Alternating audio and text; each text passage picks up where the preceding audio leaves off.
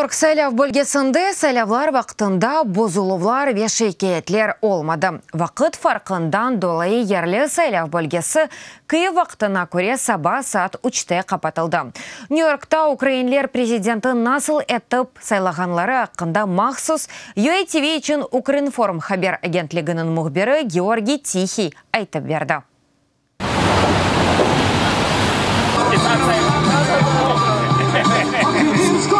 Избирательный участок в Нью-Йорке второй по величине во всем мире. Нью-Йорктаки сайлау бөлгесі бұйықлігіне көре екіншілікні ала. Мұнда Бірлескен Девлетлерінің 9 штатындан 12 bin Украин ватандашы қайдетілген.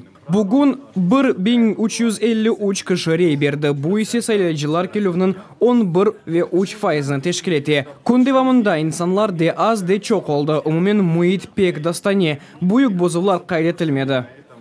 Сейчас за моей спиной вы видите, как до сих пор продолжается подсчет голосов. Шымдыменім артымда рейлерінің эсапламасыны көресіңіз. Киев вен Нью-Йорк арасында 7 саат ара бар. Оның үшін Украинада чоқысы сайлау бөлгелерінің нәтижелері азыр мұнда есе еждевам ете. Бүгін баш консуллықның қаршысында Россия 1 телеканалының мұхберлеріні көрдік. Олар сайлаулар насыл кечкенini көзете еділер. Чүнки сайлау бөлгесі мұнда ерлеше.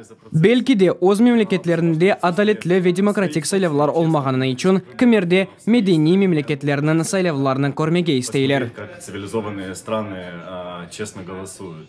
Қайдетмек керек ки Нью-Йорк сайлау комиссиясы M1 емекінші турда девлет бюджетінің сайлау бөлгесінің іші үшін айрылған тахминен $600 хайриетке берді. Бірінші турда бұл паралар Украин ветеранларының оқытылмасына берілді. Екінші турда есе бірде-бір хайрие фондырына берілежек. Бұл насыл бір фонд олacağını да белі дегіл. Амма білгенімек көре яқшы бір фонд олacak.